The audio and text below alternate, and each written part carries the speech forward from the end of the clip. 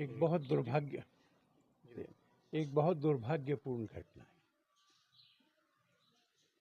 और इस घटना के पीछे क्या क्या है उसकी जांच होनी चाहिए। एक होनहार बालक, धार्मिक बालक, रोज सवेरे शिव जी को जल चढ़ाकर भोजन करता था, स्कूल के मंदिर को मेंटेन करता था, स्कूल की प्रेयर कराता था।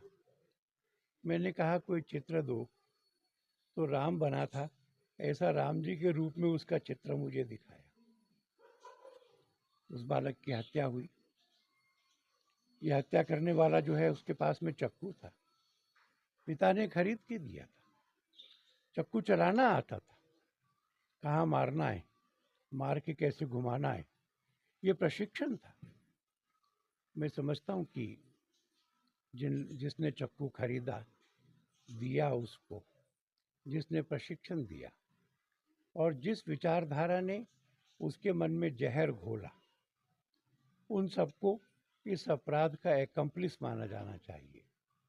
एक व्यापक जांच होनी चाहिए और मनों में जो जहर घोला जाता है धर्म के आधार पर, जो जहर बच्चों के द्वारा बच्चे की हत्या के रूप में प्रकट होता है, उसकी जांच होकर के सब लोगों को दंड मिले। इसके लिए विश्व हिंदू परिषद मुकदमे की निगरानी करेगी। कुछ लोगों का ऐसा भी ख्याल है कि वो बच्चा जिसने मारा है वो 16 साल से ज़्यादा का है, सर्टिफिकेट में उम्र ठीक नहीं है। वकील देख रहे हैं कि क्या मेडिकल बोर्ड बनाने के लिए बात हो सकती है, उसके आयु का निर्धारण करने के लिए। जो कुछ भी हो सकता है वह सब करेंगे, परिवार के साथ खड़े होंगे, उनके सुख और दुख के भागी बनेंगे।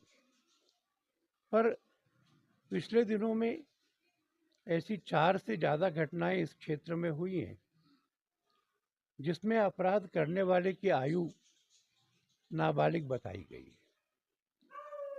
क्या इसके पीछे कुछ सोच है? क्या योजना है? क्या ये नाबालिग जिहाद का एक चरण है? इस पर भी विचार होकर के, ठीक से इन्वेस्टिगेशन होकर के पर्याप्त और बड़ी कार्रवाई होगी, तब तक विश्व हिंदू परिषद इन चीज़ों की निगरानी करेगी।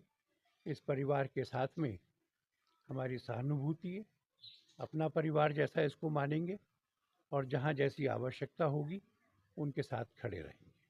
देव की माता जी शुरू से बड़े दुखी मन से यही बात कर रही है कि न तो उदयपुर के कन्हैया कांड के आरोपियों को अभी तक कोई सजा मिली, सख्त सजा, न देव को मिलेगी, उनको विश्वास नहीं है।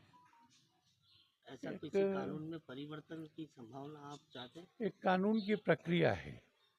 महात्मा गांधी की जिसने हत्या की थी, उसने तो अपना अपराध स्वीकार ही किया था, उसने अपना मुकदमा लड़ा ही नहीं था, पर प्रक्रिया पूरी हुई थी।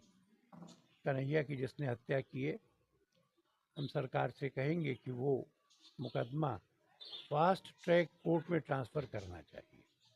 सरकार इसके लिए मूव करे, क्योंकि ऐसी हत्या के इतने दिन बाद भी न्याय न हो पाना ये अशांति भी उत्पन्न करता है, प्रश्न चिन्ह भी खड़े करता है। मैं उनकी माताजी के प्रश्न से सहमत हूँ। आपने अभी नाबालिग जिहाद की बात की, तो क्या अभी जैसे आपकी विचारधारा की सरकार दोनों तरफ मानी जाती है, तो नाबालिग जिहाद को लेकर किसी तरह के कानून की डिमांड आप करेंगे? हम लोग जरूर इस विषय का अध्ययन करेंगे।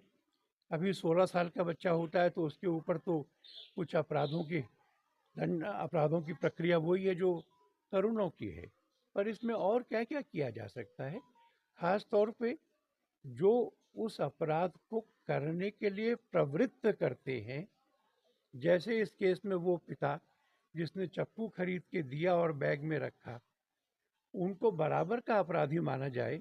ऐसे संशोधनों पर हम विचार करेंगे।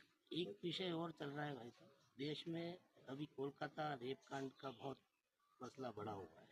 बंगाल में लगातार ऐसी घटनाएं हो रही है और ये भी सुना कि हिंदुओं को और बांग्लादेश से बंगाल से लेकर बांग्लादेश तक हिंदू प्रताड़ित है। इस पर आप क्या कहें? जो कलकत्ता का रेप कांड है, मैं बहुत लज्जित हूँ। मैं लज्जित इसलिए हूँ कि जिस सरकार पे ये जिम्मेवारी थी कि जल्दी एफआईआर होकर कार्रवाई हो, और उस कॉलेज के उस समय के प्रिंसिपल और बाकी अधिकारी, वो सब के सब लीपापोती में लगे थे। पहले कोशिश की गई कि उसको आत्महत्या घोषित किया जाए। 11 घंटे के बाद में एफआईआर हुई। सुप्रीम कोर्ट के एक जज ने कहा है कि वो जज बनने के पहले लंबे समय तक वकील थे।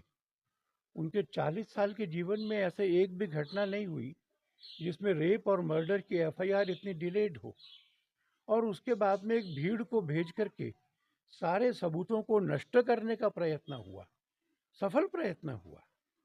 मैं समझता हूँ कि बंगाल सरकार को कंप्लिसिट माना जाना चाहिए। और मुझे आश्चर्य हुआ कि जिसके ऊपर जिम्मेवारी है, जो लॉ एंड ऑर्डर को संभालती है, मुख्यमंत्री है, वो आंदोलन और मांग कर रही है। वो किससे मांग कर रही थी? ये तो उन्हीं की सरकार का कर्तव्य था कि तुरंत एफआईआर होती, पूरी जांच होती, और 2 दिन के अंदर पुलिस कहती कि हमने अपराधी को पकड़ लिया है। इसके बजाय सारे सबूत मिटाए गए, और अभी भी इस तरह की एक नैरेटिव बनाने का प्रयत्न कर रहे हैं कि एक सेक्सुअल मैनियाक उसका अकेले का काम है। उसकी मेडिकल रिपोर्ट कहती है कि ये नहीं हो सकता। उसके साथ में समूह बलात्कार हुआ है, इसके मेडिकल प्रमाण हैं। हम विश्वास करेंगे कि सीबीआई सब मुश्किलों के बावजूद इसकी तह तक जाएगी और उन सब लोगों को जो इस कांड के दोषी हैं, हम फांसी के फंदे पर देख सकेंगे। धर्मांतरण बड़ा अभी इतना ही करेंगे। इसी